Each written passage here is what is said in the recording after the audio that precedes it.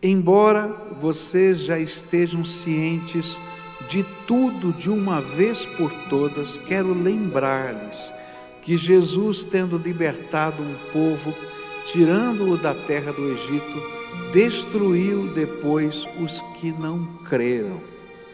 E o primeiro exemplo tem a ver com o povo de Deus que saiu do Egito, mas que não alcançou a terra prometida. Que coisa, não é? Eu fico pensando, que coisa estranha, não é? O Senhor vai lá, faz uma obra libertadora incrível, chega lá dizendo: olha, tenho preparado uma terra que mana leite e mel para vocês, tenho preparado uma terra que é terra de promessa. E aí, através do poder dele, dos milagres dele, lembram das pragas do Egito, né? Aquilo move o coração, quebranta o povo, e Faraó abre as portas e diz: pode ir embora, vão embora. E ainda mais, o povo diz assim, pegavam as suas joias, pegavam dinheiro e colocavam na mão do povo e diziam: vai embora, por favor, da nossa terra, leva, pode ir embora, nós queremos que você vá embora já. E eles estão aqui nessa jornada em direção à terra prometida, e Faraó de repente se arrepende, diz: agora eu vou aniquilar esse povo no deserto. E aí então o Senhor faz outro milagre estrondoroso, abre o mar vermelho, aquele povo atravessa pé enxuto o mar vermelho, e quando os exércitos de Faraó tentam perseguir o povo de Deus, as águas do mar vermelho fecham, e todo o exército é sucumbido ali naquelas águas, e eles saem na direção da terra prometida. E quando a gente lembra da história, a gente vai lembrar que em 2 anos, primeiro eles param no deserto, recebem as leis de Deus, constroem o tabernáculo, todas essas coisas, e em 2 anos eles estão para conquistar a terra prometida, e eles mandam os espias. Mas quando os espias voltam chorando. Eles trazem cachos de uvas imensos, eles falam da beleza da terra, porém choram por causa das muralhas e por causa dos gigantes. E aí Deus diz assim: esse povo não acredita em mim, esse povo só murmura, esse povo não viu tudo quanto eu já fiz. E aí então ele diz: vocês não vão entrar nessa terra. Esse é o exemplo que Judas está lembrando. Toda aquela geração morreu, exceto, não é, Josué e Caleb. Toda aquela geração morreu no deserto, apesar de terem vivido experiências sem precedentes do poder de Deus. Gente que viu o anjo da morte passar por sobre a casa, visitar a casa do egípcio, mas saltar a casa do hebreu, porque na ombreira da porta tinha o sangue do cordeiro marcando aquele lugar. E a palavra Páscoa em hebraico quer dizer saltar. O anjo de Deus saltou. O anjo da morte saltou a nossa casa, foi salvação. No entanto, eles foram julgados pelo Senhor. E é interessante a gente ver o decreto do Senhor sobre eles. Lá em Números 14, versículos 21 a 23, diz assim: porém tão certo como eu vivo, e como toda a terra se encherá da glória do Senhor, nenhum dos homens que viram a minha glória, e os prodígios que fiz no Egito e no deserto, e mesmo assim me puseram à prova, já 10 vezes, e não obedeceram a minha voz, nenhum deles verá a terra que com um juramento prometi a seus pais. Sim, nenhum daqueles que me desprezaram haverá. Olha só, esse foi o juízo de Deus. É interessante que eles viram, mas não confiaram ou creram, e colocaram o Senhor à prova. Essa é a ideia que está ali. Como é que eles colocaram o Senhor à prova? Quais são essas 10 vezes que ele cita aqui? Eu não vou citar as 10, mas vou citar algumas para você entender como é que a gente coloca o Senhor à prova. Do que Judas está falando? Do que o Velho Testamento está falando? Sobre santidade, sobre compromisso com Deus. Primeira vez que eles colocaram o Senhor à prova foi quando Moisés estava em cima, lá no Monte Sinai, recebendo do Senhor as tábuas da lei. E o Senhor diz: olha, para tudo, vai agora ver o teu povo. Vai lá ver o teu povo. E quando ele chega, sabe o que eles estavam fazendo? Construindo um bezerro de ouro para adorar. Eles diziam assim: Moisés está demorando muito lá em cima, e a gente está aqui no deserto sem Deus, como se Moisés fosse Deus, sem Deus, sem orientação. Então Arão, pega as nossas joias, eles eram escravos, as joias que Deus tinha dado para eles na saída do Egito, e faz aqui um ídolo para a gente, e nós vamos chamá-lo de Yahvé, o nome de Deus, e nós vamos orar para esse ídolo, para que ele possa nos responder agora o que fazer. E aí Deus diz assim: será que esse povo não entendeu quem eu sou, o que eu estou fazendo? E sabe, é interessante que a Bíblia fala que enquanto Moisés estava em cima na montanha, havia raios, trovões e manifestações sobrenaturais acontecendo ali, que as pessoas tinham medo de chegar perto da montanha, porque sabiam que algo de Deus estava acontecendo, mas mesmo assim, eles duvidavam. Agora eu fico pensando, porque eu e você às vezes colocamos o Senhor à prova também, né? Fala a verdade. Onde Deus fala, Deus toca, Deus ensina. E eu não estou falando apenas de direções para a nossa vida, mas às vezes coisas tão claras nas Escrituras, e a gente não entende os processos de Deus. Eu me lembro uma vez que estava conversando com o Senhor, e Ele veio me procurar, e ele queria saber qual era a vontade de Deus, se ele separava ou não separava da mulher dele. Isso porque ele estava se envolvendo com uma outra mulher, e ele queria saber qual é a mulher que era a vontade de Deus. Eu olhei para aquele cidadão e disse assim: meu filho, você não precisa consultar a Deus para saber isso não, já está na Bíblia. A Bíblia ensina isso, assim, assim, assim. Pois é, pastor, mas eu queria ter uma confirmação do Senhor. Eu falei: não tem problema, eu vou orar sim. Senhor, quebra as pernas desse homem, arrebenta logo de uma vez. Se ele quer uma confirmação, desce logo a marreta, Senhor, porque ele não está vendo a tua palavra. Você entende que o que Judas está falando, o que a Bíblia está falando, como às vezes a gente provoca a ira de Deus, quando a gente disputa aquilo que é claro e notório, que o Senhor já revelou. Outro exemplo que Judas está trazendo à nossa memória, era do povo de Deus, que apesar de todos os milagres, continuava murmurando. A Bíblia fala que todo dia, uma nuvem do Senhor cobria o acampamento para o sol do deserto não ser forte demais. E toda noite uma coluna de fogo vinha para o meio do acampamento milagrosamente. Ninguém colocava nada, era o Senhor que se manifestava para que eles não sentissem o frio do deserto à noite. Todo dia de manhã, todo dia, chovia pão do céu, maná, para que eles não passassem fome. Todo dia, quando eles estavam nas rotas, e não havia fontes naturais de água, o Senhor dizia para Moisés: bate na rocha, e saía da rocha água, para que eles bebessem água fresca, gostosa, no meio do deserto, todo dia.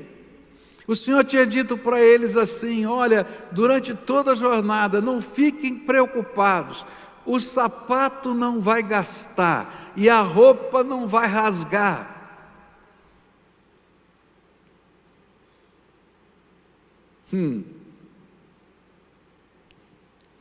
Mas apesar disso, eles murmuravam: que saudade do Egito, que saudade da cebola e do pepino. Podia ter saudade de coisa melhor, né? Falar a verdade, né? Mas que coisa. E às vezes, sabe, queridos, a gente vive esse tipo de dicotomia no nosso coração em coisas espirituais. A gente está vendo a graça de Deus na nossa vida, o amor de Deus, o poder dEle, e a gente está reclamando de tudo. E sabe, alguns às vezes têm saudade do pecado e ficam namorando o pecado. Bom, tem tanta coisa que eu podia falar sobre essa história, mas o que ele está dizendo aqui para a gente é que quando deliberadamente a gente decide não obedecer ao Senhor, quando Ele nos manda fazer alguma coisa, isso é pecado. O Senhor havia mandado eles entrarem na terra prometida, e eles deliberadamente disseram: o Senhor nos trouxe aqui para nos matar, vamos voltar de volta para o Egito. E olha, se fosse feita uma assembleia para fazer a votação, né, era 80% contra 20%, ou menos até do que isso. E o Senhor disse: o que está acontecendo? Eles desprezaram todos os meus milagres. E a grande lição é que Deus julga pessoas que estão no meio do seu povo, quando estas deliberadamente, apesar de todas as provas e sinais de Deus a seu favor, o desprezam e colocam à prova, ou deixam de crer na sua palavra. E isto fica ainda mais claro quando a gente olha para o texto paralelo desta passagem, que é 2 Pedro 2, versículos 20 a 22, onde a Bíblia diz assim: portanto, se depois de terem escapado das contaminações do mundo, mediante o conhecimento do Senhor e Salvador Jesus Cristo, se deixam enredar de novo e são vencidos, o seu último estado se tornou pior que o primeiro, pois teria sido melhor que eles nunca tivessem conhecido o caminho da justiça, do que após conhecê-lo voltar atrás e se afastar do santo mandamento que lhes havia sido dado. Com eles aconteceu o que diz certo provérbio muito verdadeiro: o cão volta ao seu próprio vômito, e a porca lavada volta a rolar na lama.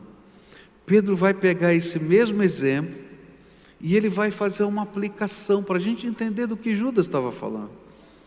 E que a Bíblia está ensinando para a gente é o seguinte: olha, se você já conheceu a palavra de Deus, se você já conhece a Bíblia, se a palavra de Deus já tocou o seu coração, se você já entendeu os caminhos do Senhor, mas deliberadamente você decide não viver isso, deliberadamente você decide seguir o teu próprio caminho, deliberadamente você abraça um determinado pecado ou vários deles, então o teu estado agora é pior, porque antes você tinha uma desculpa: eu não sabia.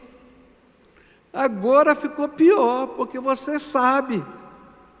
E na verdade, o que está sendo revelado é a tua verdadeira natureza, que você ainda não foi transformado. O que Judas e Pedro estão dizendo é que estar no meio do povo de Deus, conhecer a verdade de Deus, cantar os louvores, não significa nada se isso não transformar a tua vida. se isso não mexer nos seus valores, e que se por acaso você começou esse processo de transformação, mas deliberadamente abandona esse processo, é pior. Pedro vai ensinar para a gente que a verdadeira salvação é demonstrada numa fé perseverante, onde o pecado pode ser um acidente de percurso, mas não mais um estilo de vida. Se o estilo de vida de pecado prevalece, é porque a verdadeira natureza imunda, representada aqui por esses animais que na cultura hebraica eram tidos como animais imundos, então o que está aparecendo é a sua verdadeira natureza. E quando isso acontece, só resta para Deus uma opção: o juízo. E é por isso que Jesus falou que no meio do seu povo vai ter joio no meio do trigo. E que eu e você não somos capazes de discernir quem é joio e quem é trigo. Porque ainda Deus tem uns negócios chamados crente carnal, né? Que ele vai se arrepender ainda, e a gente não sabe quem vai se arrepender. Então eu não tenho essa capacidade de saber, nem você. Mas ele vai dizer o seguinte: eu vou testar isso, fazendo o meu juízo vir. Olha só, o mesmo assunto sendo tratado no livro de Hebreus, no capítulo 10 do livro de Hebreus, a gente vai ler nos versículos 26 em diante o seguinte: porque se continuarmos a pecar de propósito, depois de termos recebido o conhecimento da verdade, já não resta sacrifício pelos pecados. Pelo contrário, resta apenas uma terrível expectativa de juízo e fogo vingador, prestes a consumir os adversários. Quem tiver rejeitado a lei de Moisés morre sem misericórdia pelo depoimento de 2 ou 3 testemunhas. Imaginem quanto mais severo deve ser o castigo daquele que pisou o Filho de Deus, profanou o sangue da aliança com o qual foi santificado e insultou o Espírito da graça. Pois conhecemos aquele que diz: a mim pertence a vingança, eu retribuirei. É interessante como o autor de Hebreus trata do mesmo assunto de Judas e de Pedro, mas ele coloca o argumento agora na perspectiva do sacrifício de Jesus. Como é que Deus está vendo essa atitude de abandono, de deliberado pouco caso com a palavra de Deus, com a vontade de Deus? É interessante isso, não é? Eu já vi tantas coisas estranhas acontecendo, gente que conhece a palavra, e eu acho triste isso, porque tem gente que você vai conversar e às vezes até dizer: olha, o teu caminho não é um caminho bom, toma cuidado, esse caminho é caminho que não é de Deus. E aí ele completa: é verdade, pastor, a Bíblia diz isso, diz aquilo, cita tudo de cor. Você já conversou com gente assim? Sabe tudo de cor. E aí você diz assim: mas então, e aí? Pois é, pastor. E fica só no pois é. E acabou. Agora, sabe como é que a perspectiva de Deus diante disso é? Como é que Deus está vendo? Está escrito aqui no livro de Hebreus. Ele está dizendo o seguinte: olha, quando a gente deliberadamente decide se afastar de Deus, deliberadamente a gente opta pelo pecado, deliberadamente a gente assume um estilo de vida que não é da vontade de Deus, A Bíblia está dizendo para a gente que a gente pega o sangue de Jesus vertido na cruz do Calvário, que é aquele que permite que nós sejamos lavados, perdoados e transformados, e a gente estivesse pisando em cima. Esse é o texto que está aqui. Pisou o Filho de Deus.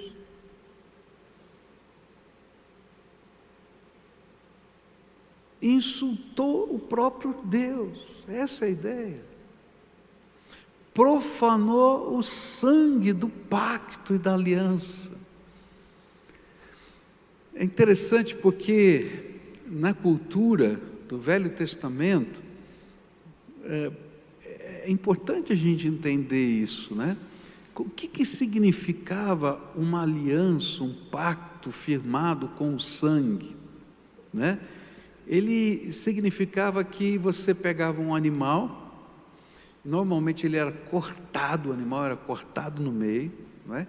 E as pessoas passavam, está lá um exemplo disso no Velho Testamento com Abraão, ele passa no meio desse animal para um lado para o outro, e você, com aquele sangue, você sela um compromisso. E a ideia era a seguinte: olha, que Deus faça a mesma coisa que foi feito com esse animal comigo, se eu não cumprir o meu lado da promessa.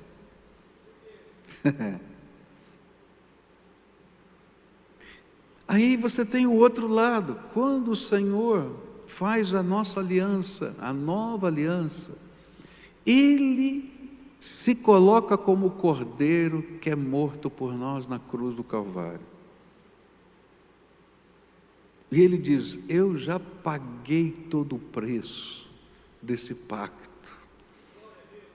E aí o Senhor olha para a gente deliberadamente, intencionalmente. Isso não é um acidente, é uma opção de vida. E você se afasta do projeto de Deus, do plano de Deus, porque você quer, porque você optou por esse estilo de vida. Então o Senhor diz assim: você está profanando o que de mais precioso eu coloquei nesse pacto com você, que foi ter me esvaziado da minha glória para caber na forma humana, tomar o teu lugar na cruz do Calvário, descer o Hades por sua causa, para tirar das mãos de Satanás as chaves da morte e do inferno, para que você tenha vida eterna. Agora, se isso não vale nada para você, isso é um rompimento desse pacto. Eu também não tenho obrigação. E ele continua dizendo assim: isso é um insulto ao Espírito da graça. Não preciso nem explicar. Lembra que a gente falava dos gnósticos que diziam que não tinha problema, nada disso, porque a graça de Deus era tão grande, que Deus era tão bom, que Ele não ia condenar ninguém, que não vai ter inferno, nada disso, está tudo errado. E diz assim: vocês não entenderam nada sobre graça. Graça é um favor imerecido que Deus está dando. Agora, se eu estou dando algo maravilhoso para você, que é um presente, e você me insulta, então é melhor eu tomar de volta o meu presente, você não acha?